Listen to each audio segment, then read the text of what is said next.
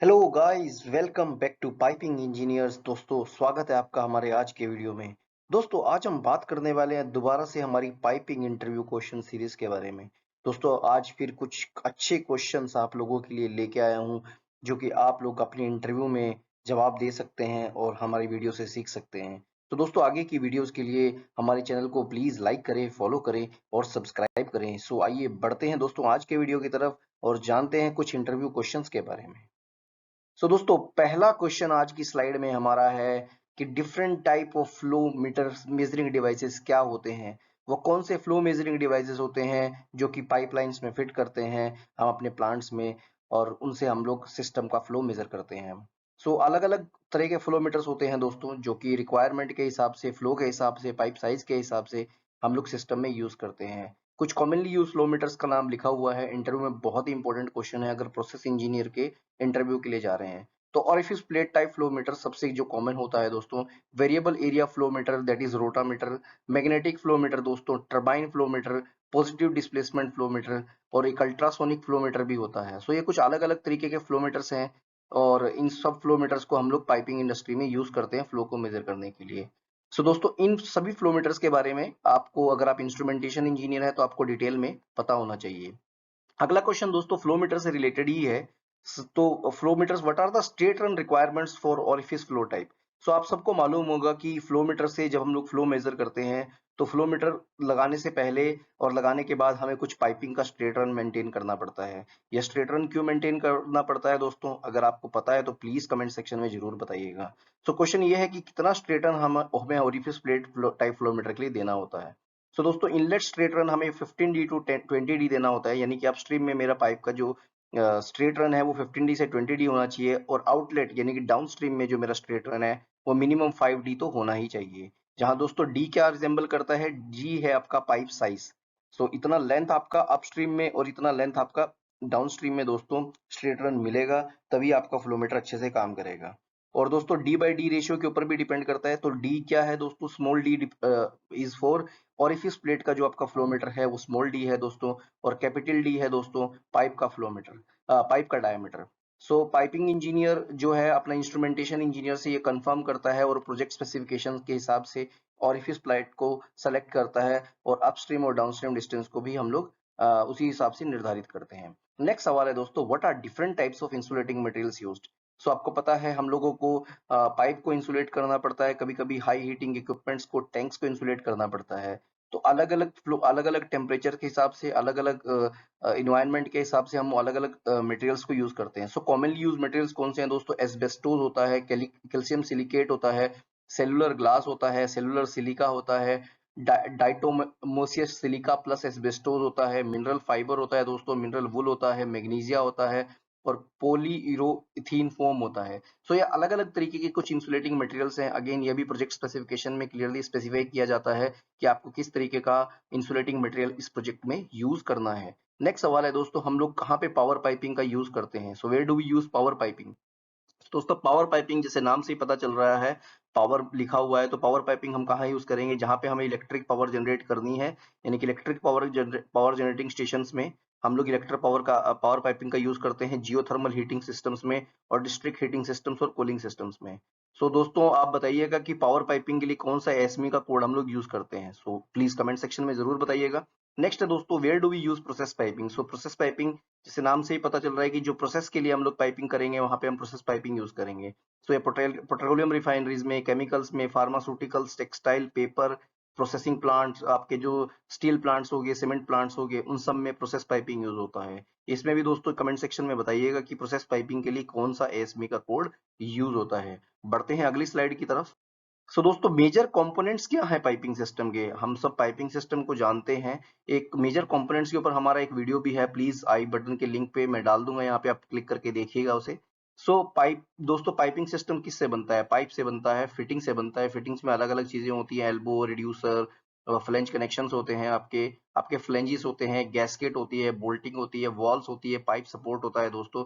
सब ये जब सारी चीजें एक दूसरे से इंटरलिंक होती हैं एक एक प्री डिफाइंड मैनर में या एक डिफाइंड मैनर में दोस्तों, तभी हम लोगों का पाइपिंग सिस्टम कहलाता है। इन सब चीजों के बिना आप फ्लूइड को एक जगह से दूसरे जगह पे ट्रांसपोर्ट नहीं कर सकते दोस्तों। अगला क्या है दोस्तों, explain pipe caps. Pipe caps क्या होता है? पाइप कैप्स दोस्तों स्पेशलाइज्ड फिटिंग होती हैं जो कि पाइप के एंड को क्लोज करने के लिए मदद करती हैं। सो पाइप कैप्स और ब्लाइंड फ्लैंज में दोस्तों क्या फर्क है? अगर आप कुछ पता है तो प्लीज कमेंट सेक्शन में अगेन बताइएगा। अगला सवाल है दोस्तों, व्हाट आर वेल्डोलेट्स?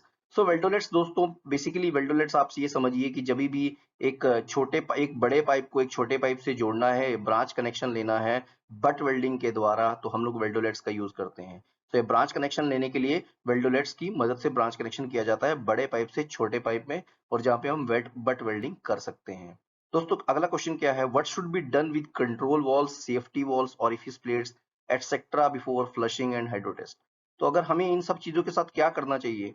सो दोस्तों कुछ चीजें जैसे कि आपका कंट्रोल वॉल हो गया, ऑरिफिस प्लेट हो गया, रोटामीटर्स हो गया, सेफ्टी वॉल्स हो गए या थर्मोवेल्स हो गए, इन सबको दोस्तों रिप्लेस करके टेम्परेरी स्पूल से रिप्लेस कर दिया जाता है हाइड्रो टेस्ट से पहले। क्यों करा जाता है? क्योंकि दोस्तों यह जो इंस्ट्रूमेंट्स हैं या यह जो वॉल्स वगैरह हैं, ये एक प्री डिफाइंड रेंज के लिए, प्री डिफाइंड प्रेशर के लिए सिलेक्ट किए जाते हैं। और हाइड्रो टेस्ट में आपको पता है हम डिजाइन प्रेशर से भी 1.5 टाइम्स में टेस्ट करते हैं, और उतना इन इक्विपमेंट्स का, इन इंस्ट्रूमेंट्स का प्रेशर ना हो और ये खराब हो सकते हैं। तो इसलिए हम क्या करते हैं, इनको रिमूव करके इनकी जगह पे स्पूल्स लगा के पाइप प्रेशर को पूरा का पूरा पाइपिंग नेटवर्क बना के फिर पाइप प्रेशर से या हाइड्रो टेस्टिंग प्रेशर से हम लोग चेक करते हैं। दोस्तों अगला सवाल है, why do we need drip leg in a steam line? So drip leg बोल लीजिए या स्टीम ट्रैप बोल लीजिए। वैसे ड्रिप लेग स्टील प्लांट में दोस्तों जैसे आपकी जो फ्यूल गैसेस की लाइन होती है, कोक प्लांट की लाइन है, या एसएम या फिर स्टील मेल्टिंग शॉप की जो एलडी गैस लाइन होती है या बीएफ गैस लाइन होती है, उसमें दिया जाता है। स्टीम लाइन में हम जनरली स्टीम ट्रैप टॉप का यूज करते हैं, बट दोनों का काम एक ही होता है दोस्तों, कंडेंसेट को रिलीज करना। सो अगर कंडेंसेट हमें रिलीज करना है तो हम लोगों को दोस्तों स्टीम ट्रैप या फिर ड्रिप लैग देना पड़ेगा। अगर हम नहीं देंगे तो क्या होगा दोस्तों, हमारे पाइप में वाटर हैमरिंग हो सकती है।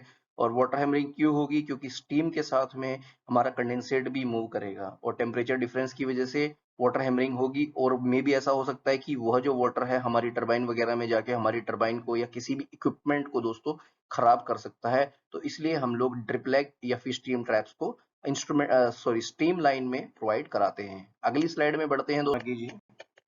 हाँ दोस्तों, तो ये सवाल है, what is the need of for loop in a piping? So दोस्तों पाइपिंग में हम लूप क्यों देते हैं? सो आपने देखा होगा आपकी हाई प्रेशर जो स्टीम लाइंस होती हैं, या फिर हाई प्रेशर नाइट्रोजन लाइंस होती हैं, या ऑक्सीजन लाइंस होती हैं, या इवन कंप्रेस्ड एयर की भी जो लाइंस होती हैं दोस्तों, उनमें हम लोग लूपिंग देते हैं। तो लूपिंग का दोस्तों क्या कारण होता है? ये लूपिंग की जाती है तो ताकि हमारे पाइप में हम एक्सपेंशन और कंट्रैक्शन को हम लोग कंट्रोल कर सकें, बिकॉज पाइप फ्लूइड में हमारा प्रेशर जो है या टेम्परेचर जो है उसमें हाई चेंज होगा। सो लूपिंग दोस्तों हम लोग पाइप स्ट्रेस एनालिसिस की मदद से फाइनल करते हैं, और एक प्री डिटरमाइंड जगह पे हम लोग लूपिंग देते हैं ताकि हमारा एक्सपेंशन और कॉन्ट्रैक्शन पाइप का कंट्रोल हो सके। नेक्स्ट सवाल है दोस्तों, what is a threaded joint? So threaded joint जैसे आप नाम से ही पता चल रहा है कि थ्रेडेड, जहां जिस चीज में थ्रेड्स होंगे वो थ्रेडेड जॉइंट होता है। लेकिन थ्रेडेड जॉइंट यूज कहाँ होता है? सो दोस्तों थ्रेडेड जॉइंट मेनली यूज किए जाते हैं स्मॉल साइज पाइप्स में, या स्मॉल साइज पाइप्स को थ्रेडेड जॉइंट्स की मदद से जोड़ते हैं हम लोग। लेकिन लार्ज साइज पाइप्स में दोस्तों ज्यादातर वेल्डिंग के लिए जाता है, और की तरफ हम लोग चले जाते हैं और थ्रेड जॉइंट्स को यूज नहीं करते हैं। दोस्तों ओवर प्रेशर क्या होता है? सो ओवर प्रेशर क्या होता है, अगर दोस्तों आपका जो सिस्टम का प्रेशर है वो डिजाइन प्रेशर से ऊपर चला जाता है तो उसे ओवर प्रेशर बोलते हैं। ओवर प्रेशर से बचाने के लिए हम सिस्टम में रिलीफ वॉल्स वगैरह या सेफ्टी वॉल्स वगैरह देते हैं। अगला दोस्तों क्वेश्चन है, व्हाट इज रूटिंग? बहुत ही बेसिक सी चीज है लेकिन इंटरव्यूअर पूछ लेता है। So the routing is the way in which pipeline is developed into space. Cold pipelines are used to connect static objects like tank, vessel, etc. तो दोस्तों रूटिंग क्या है? अगर मैं आपको देसी भाषा में बताऊं तो सभी पाइप्स को, सभी इक्विपमेंट्स के सिस्टम को हम लोग जोड़ने के लिए जो पाइप रूट को हम लोग एक स्पेस में डिफाइन करते हैं दोस्तों, उसे रूटिंग कहते हैं। रूटिंग में दोस्तों आपके जो हॉट पाइपलाइंस हैं वो थर्मल एक्सपेंशन को में भी कैटर कर सकते हैं जैसे कि ऊपर लिखा हुआ है, और कोल्ड पाइपलाइंस को अपने अलग तरीके से हम लोग रूट करते हैं। नेक्स्ट है दोस्तों, what is a breather wall? So breather breather मतलब ब्रीथ करना यानी कि सांस लेना। तो दोस्तों वो वॉल जो कि हमारे स्टोरेज टैंक को सांस लेने में मदद करेगा, so that it can release gas और in vapour in case of internal pressure. So breather valve दोस्तों, अगर मेरे सिस्टम का प्रेशर इन केस बढ़ जाता है, सो मैं ब्रीदर वॉल की मदद से उस प्रेशर को रिलीज करता हूं।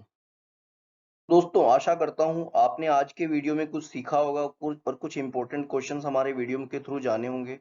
सो दोस्तों अगर किसी इंटरव्यू के लिए सही में प्रिपरेशन कर रहे हैं तो आप हमारा प्लेलिस्ट भी फॉलो कर सकते हैं।